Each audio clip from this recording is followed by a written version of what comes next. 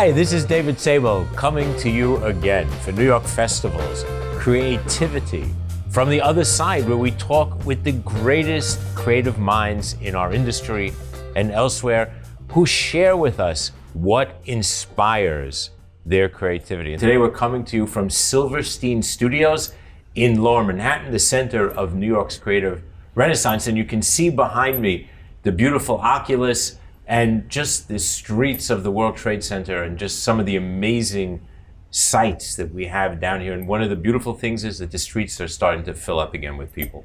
And I think that to me is the most beautiful thing. And today I have two incredible guests. I'm so excited to be speaking with both.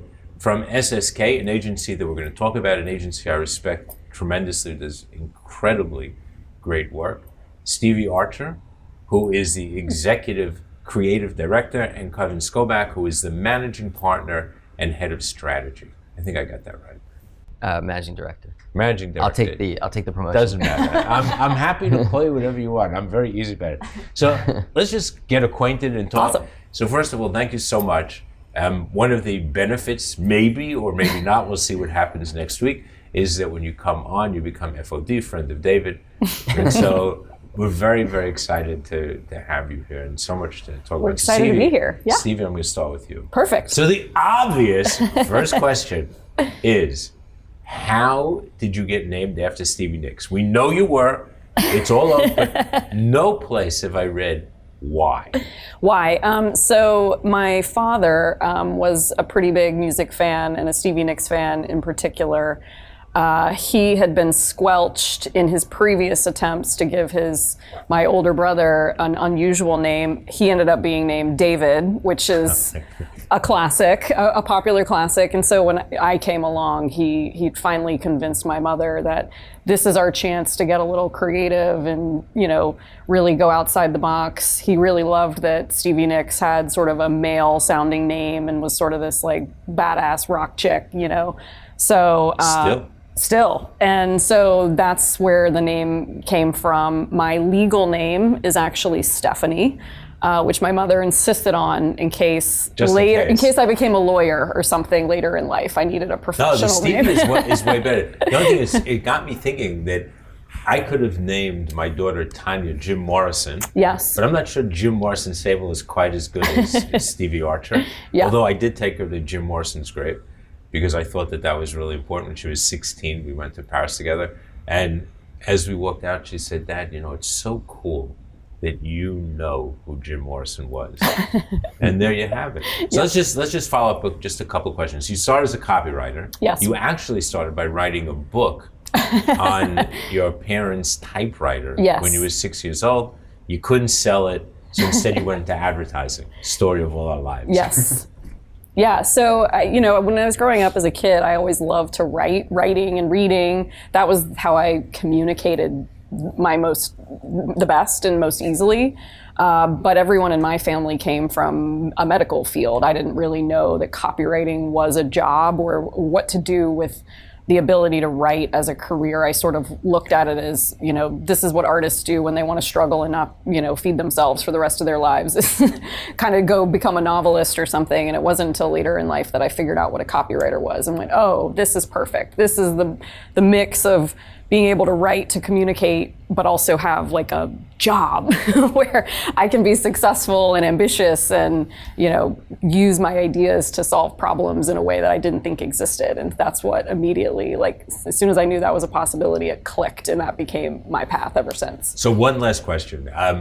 You love presenting. Yeah. And you think it's an art. Mm-hmm. I do too, and I love that because I can't find enough people who actually understand that it's a stage.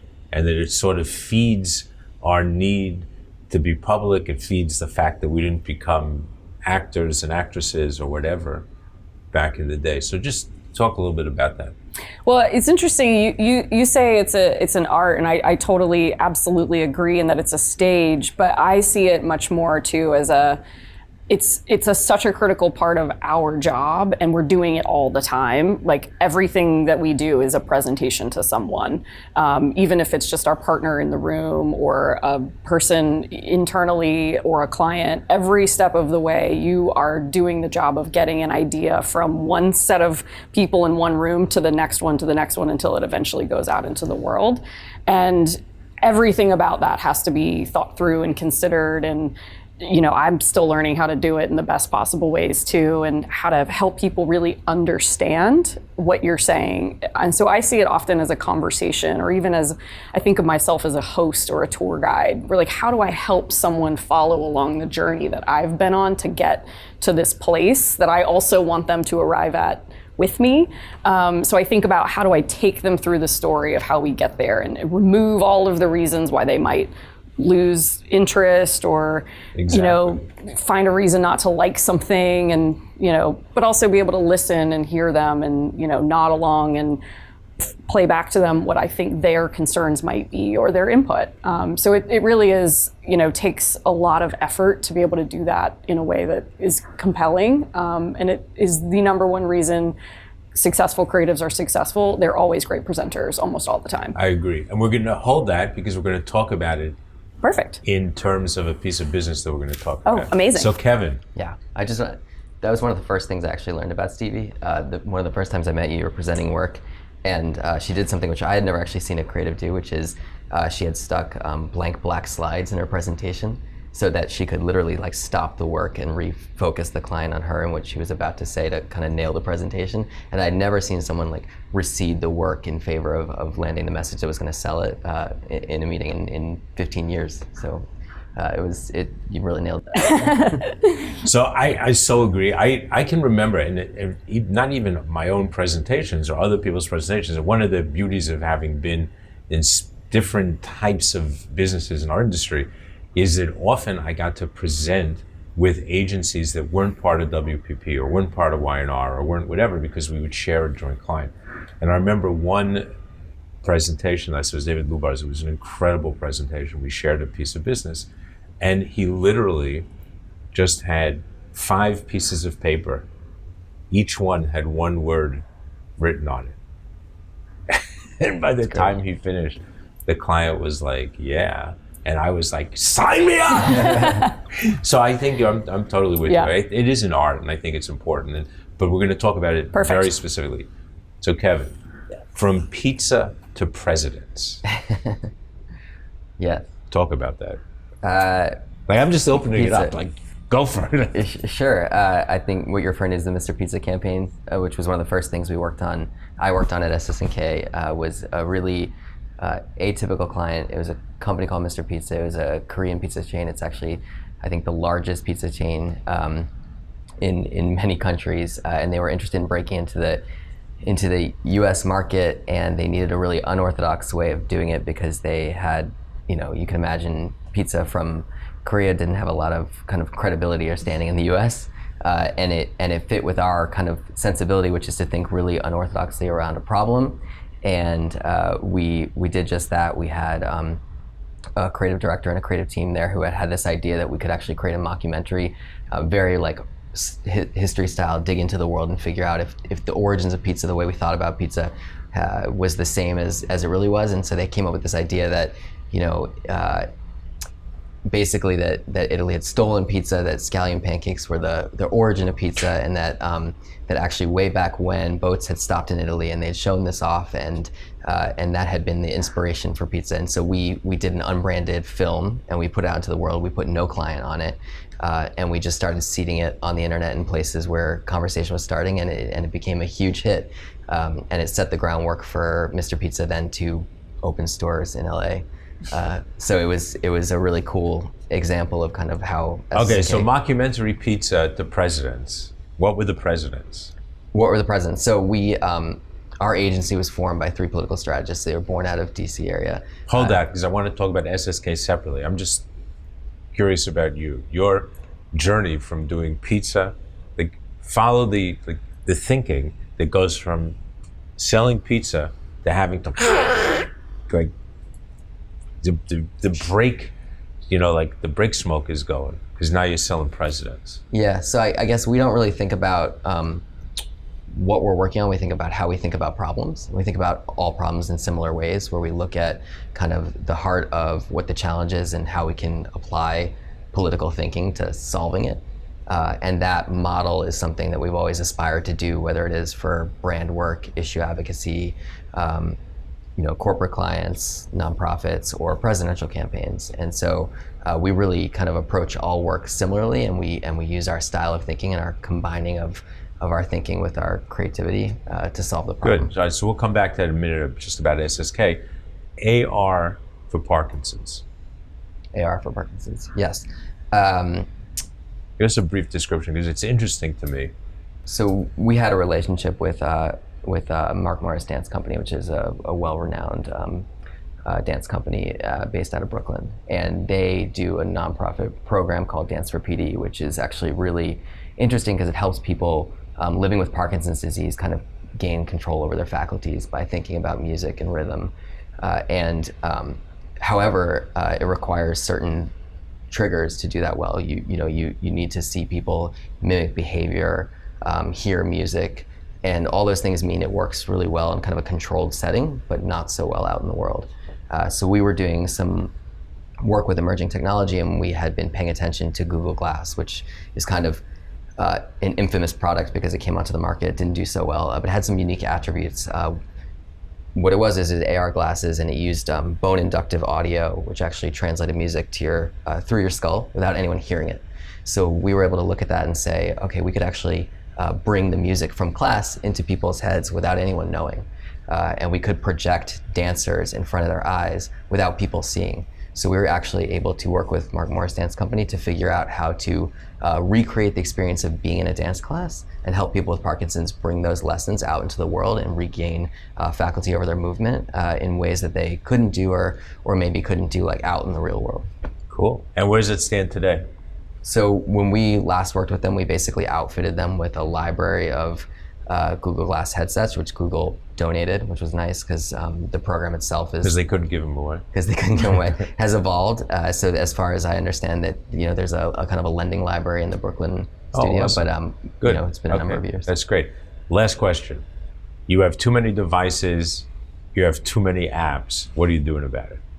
Me? Yeah. I do nothing about it. I suffer all night long. You just suffer. Yeah. No, I'm starting to try and embrace the do not disturb and the time spent reminders and things like that, because it just doesn't let you sleep at night. Okay, cool. I'll just give you a hint. Read one of the pieces I wrote on keeping a Sabbath, like any time you want, like Tuesday from 3 to 4, and just put it all away. I'll do my best. Trust me, it changes your life. So just a couple of minutes on SS+K. You touched on it a little bit. Political backgrounds, bringing political thinking, which is kind of interesting because a lot of advertising people say, no, we're going to bring advertising thinking to politics. Yeah. So what's the difference? What's the pivot here? What makes it more powerful? So we basically believe that kind of political style thinking, political models can be used to think about problems in different ways and really force reconsideration, get people's attention, think differently, and really move them to action. So we kind of set that at the heart of all of our strategies, how to attack a problem. And what do you think is your biggest differentiator? So again, if I came to a client and said, to a political client and said, I'm going to apply my advertising skills to what you do, like what's the biggest difference versus you coming to a commercial client and saying, I'm going to apply my political skills?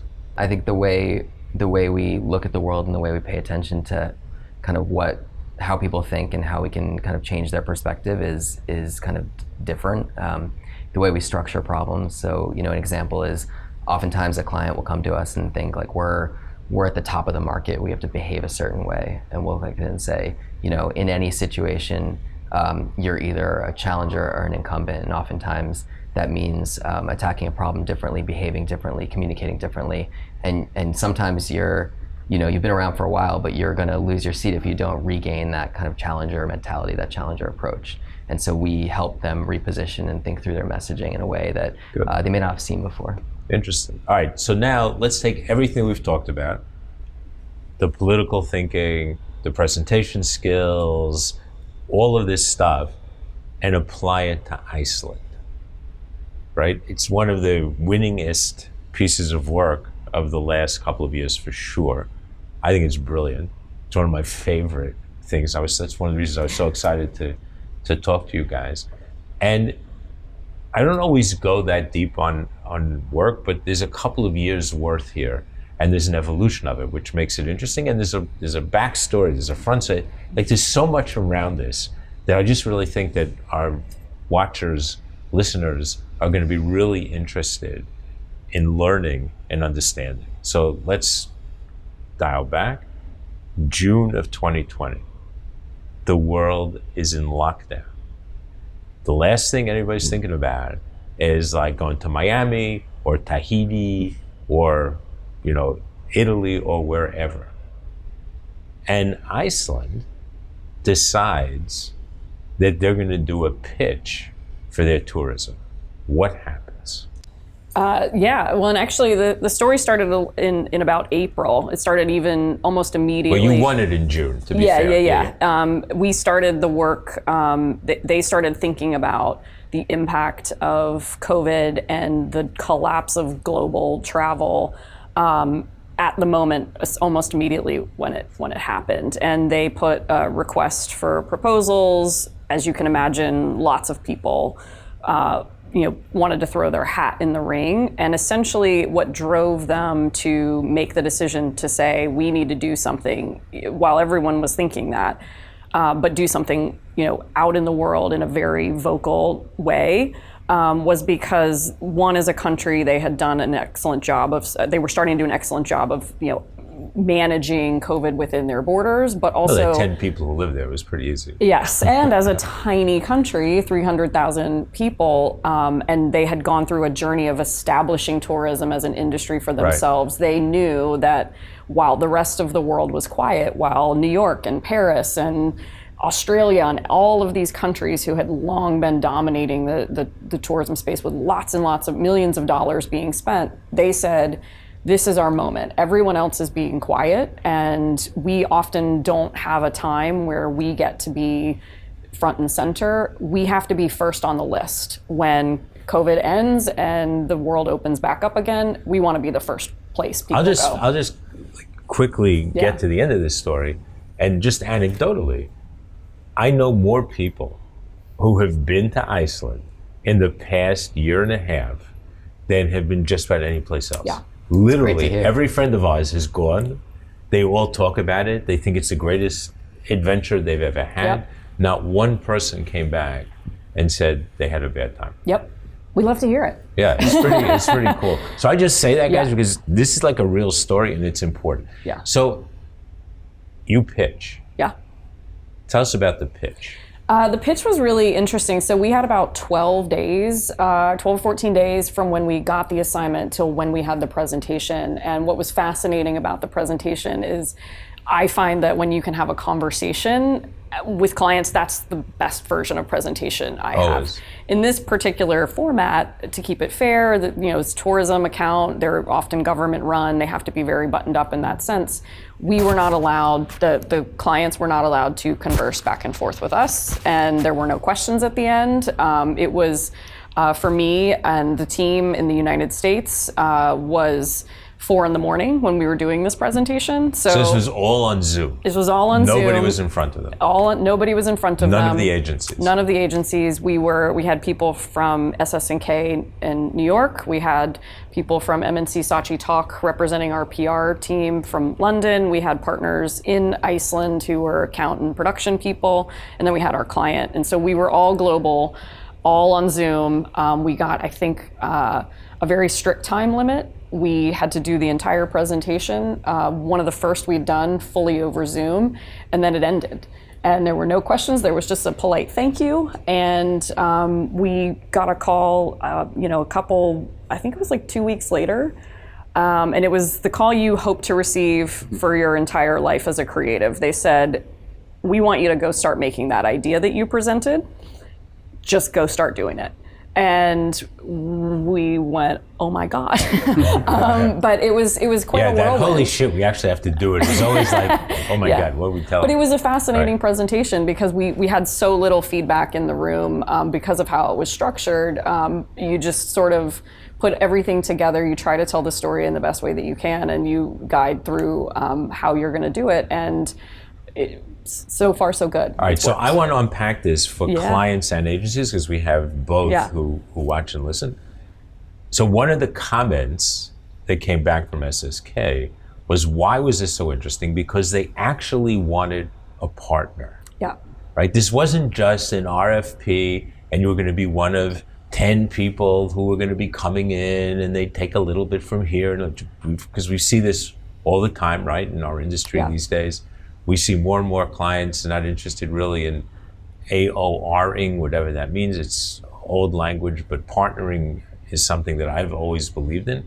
They just want somebody to come in and be a vendor, and then you end up working with, the procurement people, and like your idea doesn't get made quite.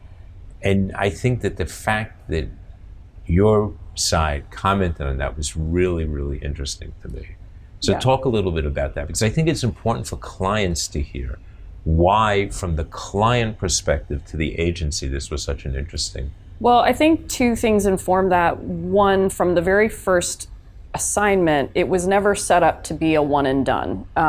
While COVID was the crisis of the moment, the assignment that they were looking for a partner to help with was, what do we do right now and 5 years into the future? This is a long-term plan. Iceland has long been on a journey to establish tourism as an industry for themselves. So from the very beginning— since the Vikings. Yes.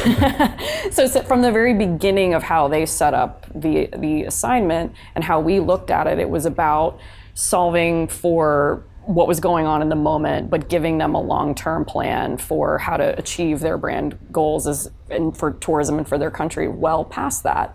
And partnership and collaboration has been an incredible part of how we've been able to be successful. It absolutely, the work that we have made would not exist if we weren't working together in lockstep, both on the partners we have on our side, PR, media, strategy, creative, production, all of that. We have everyone at the table from the very beginning when we create ideas, or virtual table as it often is.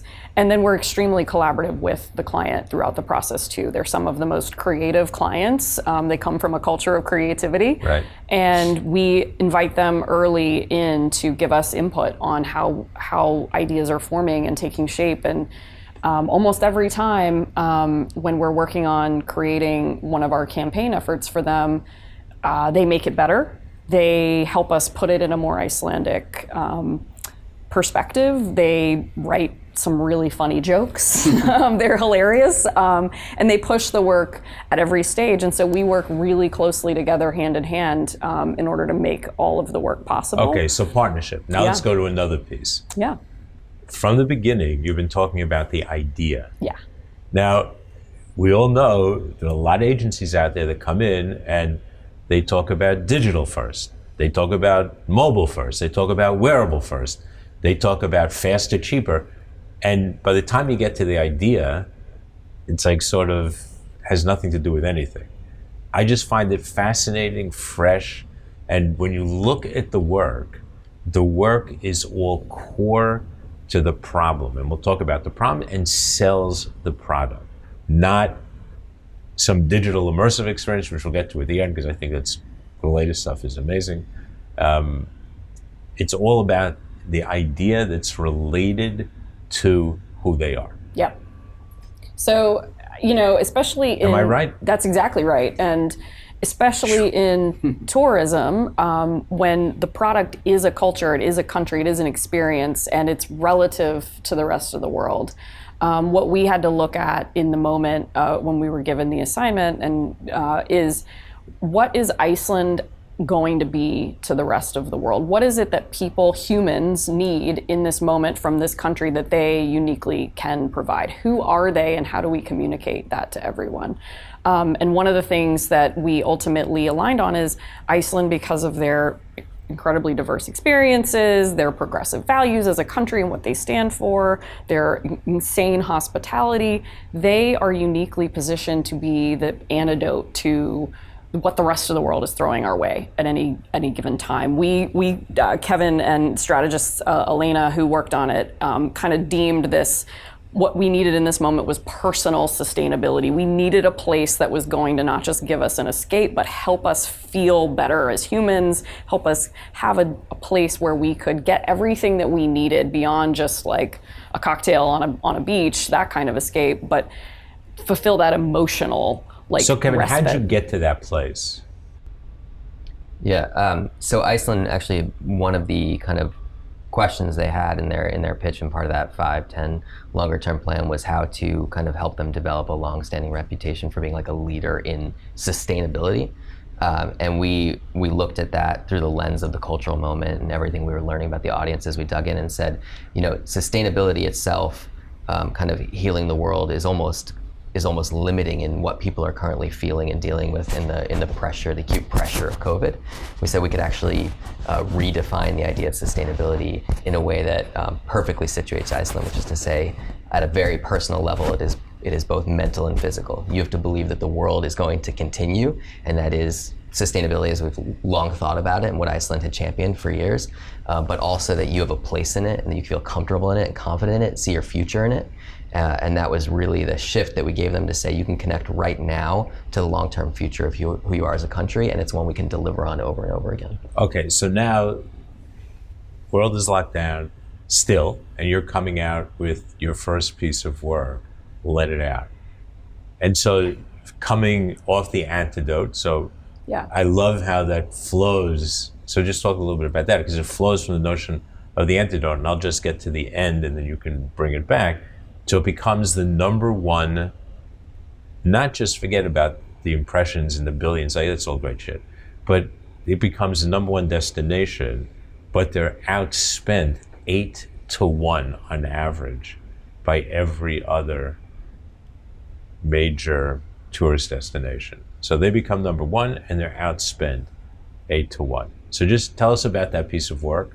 Yeah. And the flow from the antidote to Let It Out, and just like how much fun it must have been to do that. So once we aligned on this notion that Iceland is this place that can give you the alternative to whatever the world is throwing, that can be the antidote to that feeling that you're feeling in this moment. Of course, the feeling everyone was feeling in that time was total, complete, stifled frustration. You had all of this shit the world was throwing at you, and you had nowhere to physically go or anywhere to let it escape.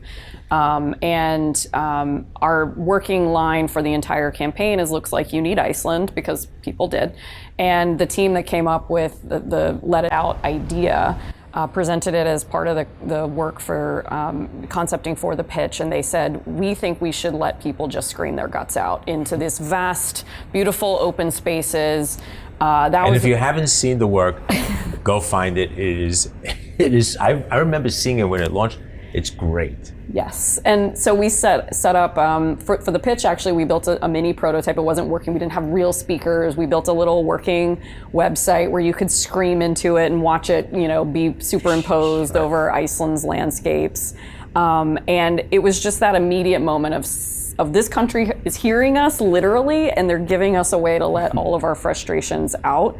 And we ultimately set up 7 live speakers in the 7 regions of Iceland. We were thinking we were going to get away with 1 speaker when we initiated this great adventure.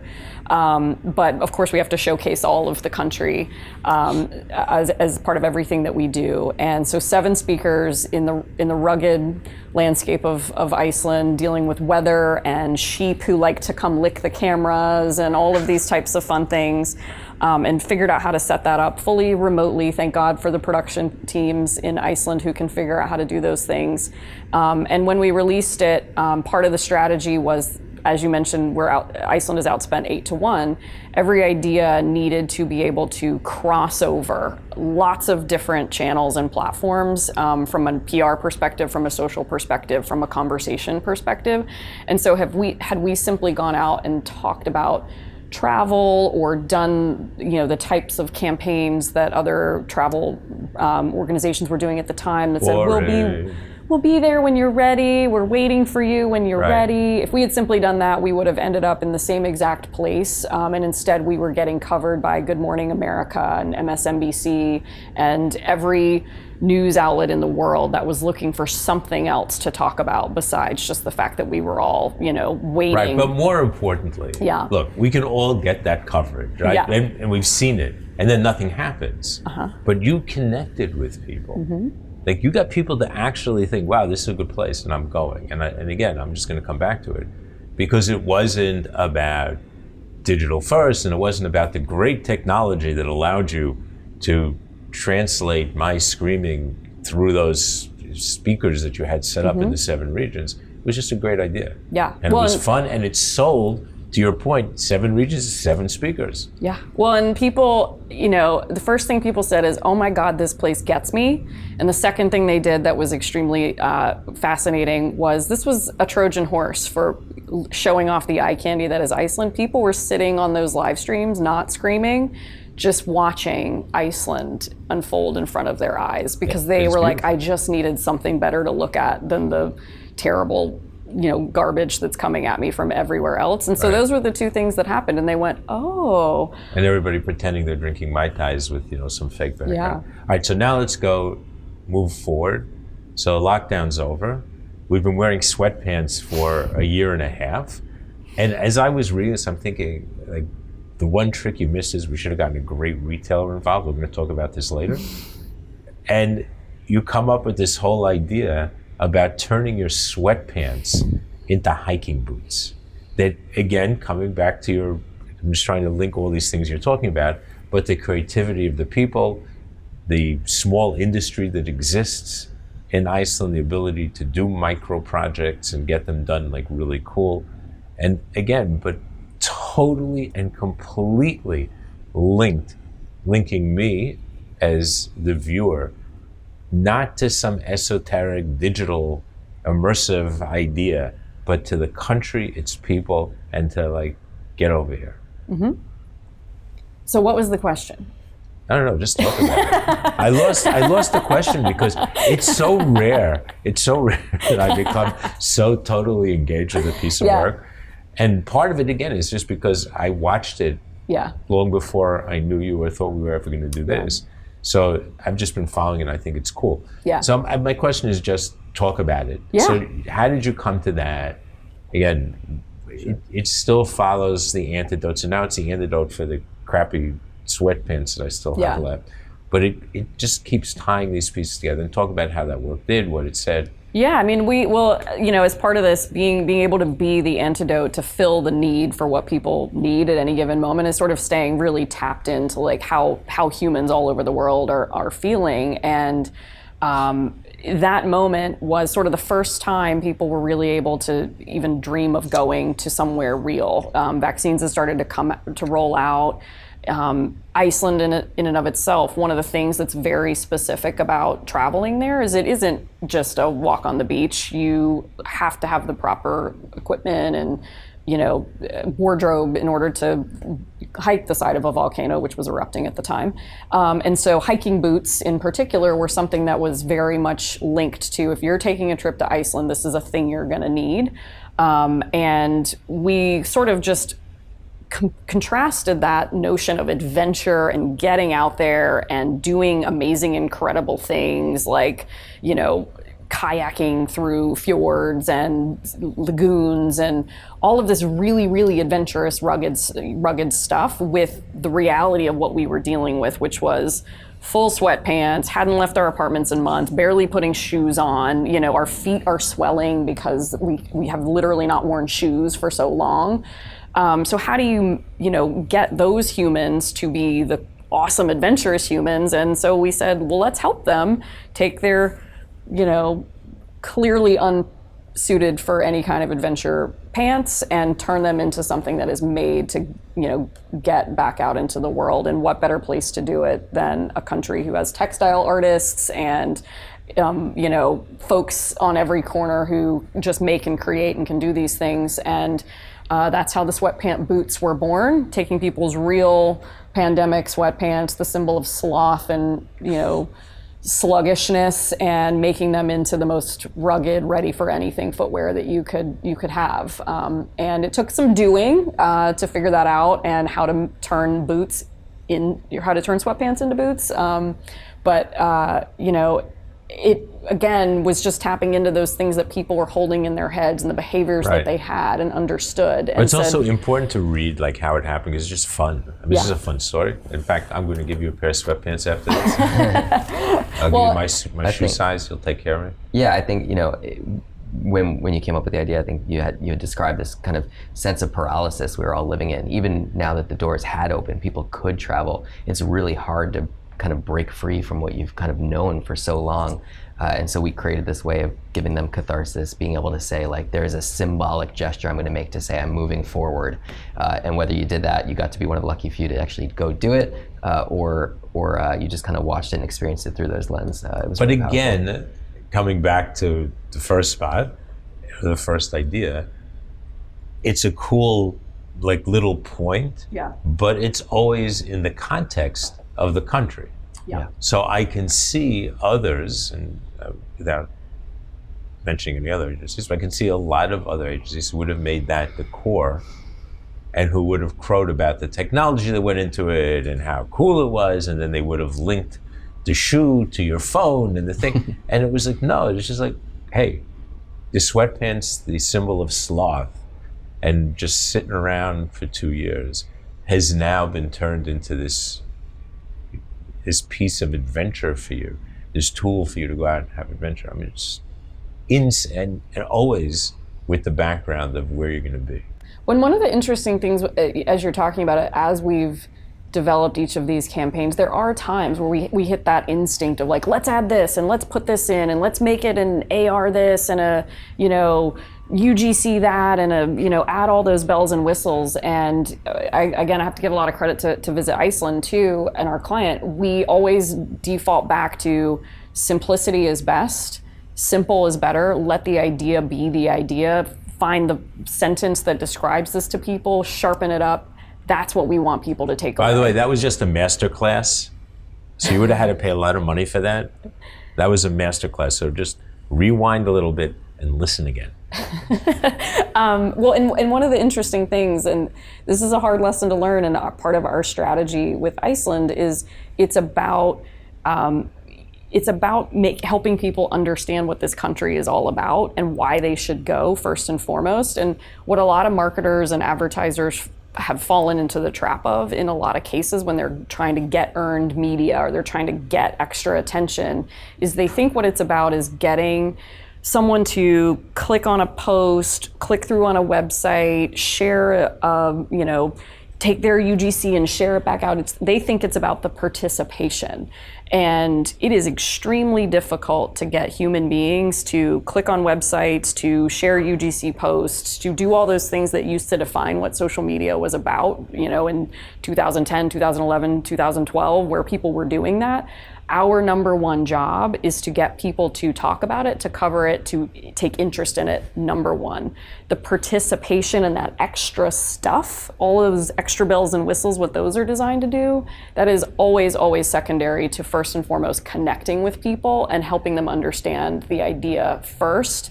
And then when you getting get them to come to Iceland. It's nice if they charge, it's nice if they share 2.5 billion times, but if you don't get enough people coming to Iceland, then who really cares? It's ephemeral. Yes. It goes away. You win an award or 2 or 10 or whatever. Yes. But then client changes agencies in 2 years. And that's exactly right. It's not about getting them to use your Snapchat filter or your Instagram filter. It's about getting them to understand what Iceland is and then thinking about booking a trip. And so keeping our focus on the idea and communicating what Iceland is about and who they are, rather than getting distracted with some of the other stuff that is fun but isn't the goal, helps us keep it very clear. All right, last piece of work. So Mark Zuckerberg changes the name of his company to Meta, and all of a sudden, like, that's it. We're all done. Like, the real world is gone. We're finished. Right? People writing about this stuff. If you're not in the metaverse, you're dead. And I can't tell you, I'm sure you know as well, how many clients, how many agencies pivoted and everything has to be in the metaverse. And, forget the real world. It's not important. It's what you sell in the metaverse that comes up. So you guys come up with the Iceland verse. And Mark Zuckerberg becomes, I want to get this right, so forgive me for reading, Zach Mossbergerson, who I love. He's my new favorite character. And it's exactly the opposite. It's about real. Hi, and welcome to this very natural setting. Today, I want to talk about a revolutionary approach on how to connect our world without being super weird. Some said it's not possible. Some said it's out of reach. To them, we say it's already here. Seriously, look, it's right here. And what do we call this not-so-new chapter in human connectivity? The Iceland verse. Enhanced, actual reality without silly-looking headsets. In our open-world experience, everything is real.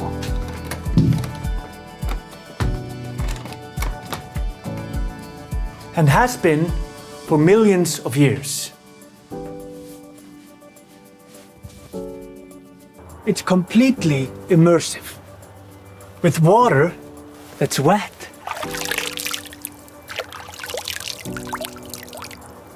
With humans to connect with. You're human, right? Isn't she funny?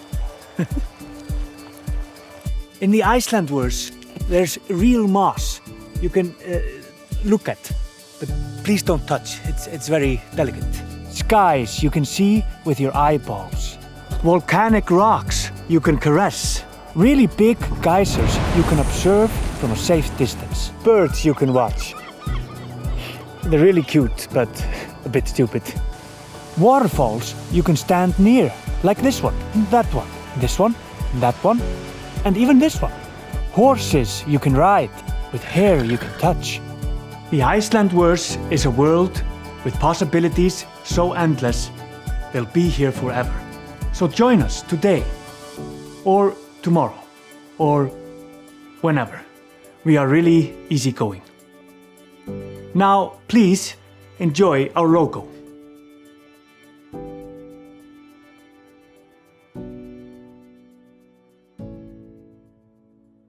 Talk about it. I mean, you did a great job of explaining it. Your work is really good.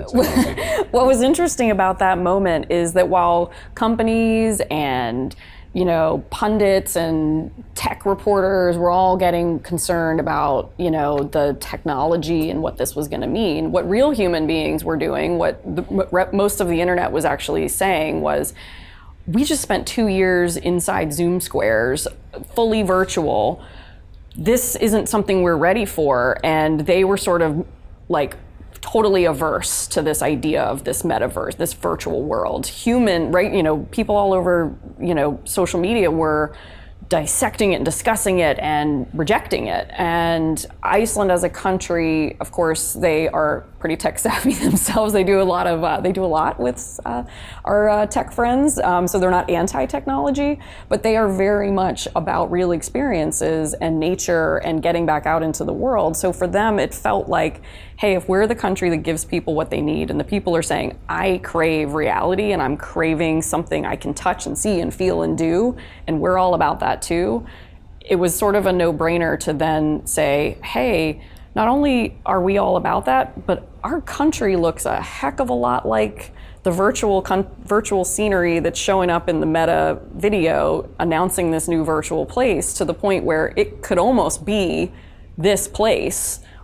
Why don't we all just come to Iceland instead and skip the 10-year roadmap to wherever the future's taking us and just get on a plane now? I thought it was amazing. So let's summarize. Yeah. First of all, you're going to set me up in Iceland. My wife and I want to go, so we know people in high places.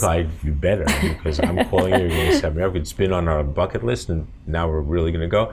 The rest of you, make sure you go, because it's incredible, and look at the work. So again, just ideas, keep it simple, keep it real, worry about the sharing only after you worry about, did you actually connect with the idea? Yep. Did I get that right? It's perfect. And the last thing that I'll say, which I think is actually pretty funny if you think about it, you said I said it, but I've always believed that if I can't give back the brief, like I have no idea. I didn't sit in your conference rooms, I've never met you before. Full disclosure, right? We've never met before, we didn't set this up. But if I can give the brief back, it means, in my view, it means the work is great. Because what it means is briefs aren't esoteric. Briefs aren't supposed to be hidden. So if the brief isn't clear from the work, then the brief has no relationship to reality, in my view. I don't know if you agree. Yeah, I mean, I think the underpinning of all great creative work is first and foremost powerful, clear, simple, strategic work, and understanding and setting out to know what are we trying to do, what are we trying to say, what's the most powerful way to connect to someone, and then that then leads the blueprint to the ideas out in the world. And sure, there's lots and lots of times where creatives take liberties and do those things, but at the end of the day, if you have a really clear, powerful idea built off of a really focused plan of what it is you're trying to achieve, and you get all the nonsense out of the way, then that's what leads to the most powerful, sharp, compelling, creative work there is. Right. Which by definition will end up digital. Yes. And will end up mobile. Yes. And will end up wearable, as the shoes did, or wear up whatever. But if you start from that premise, you're starting with nothing. Yeah. You're starting with absolutely zero. Yeah. So just the wrap up, my final piece of the wrap up here is clients. This is for you. Next time an agency comes in and tells you digital first, mobile first, or wearable first, walk out of the meeting. Get an idea. Start with ideas first. So guys, I can't thank you enough. This has been wonderful. Stevie and Kevin, this has been absolutely amazing. And Stevie Nicks. I said I was going to call you that once. I had to. She swears that she doesn't sing, but I'm going to get her to sing after this. I'm not going to try her. I don't want to embarrass you. Not on camera. I don't want to embarrass you too much much because now you're FOD. Like I can't do that. So David Sable coming to you with Stevie and Kevin, SS+K, incredible work from Lower Manhattan, Silverstein Studios, Renaissance of Creative New York, for the New York festivals and creativity from the other side. And just one last thing, I love these. To me, it's all about the t-shirts. It's like t-shirts make it real, So as guests, you get your creativity from the other side. And if I point out, I hope you can see. Friend of David. The little FOD right over here. I love Friend of David. So now you're officially Friends of David. I think this one is for you. Awesome. No, I take it back. This one is for you, and this one's for Kevin. Thank you so much. So wear it proudly. We love a swag. Wear it proudly. Appreciate it. Again, thank you so much, and to all of you, see you next time. Thank you.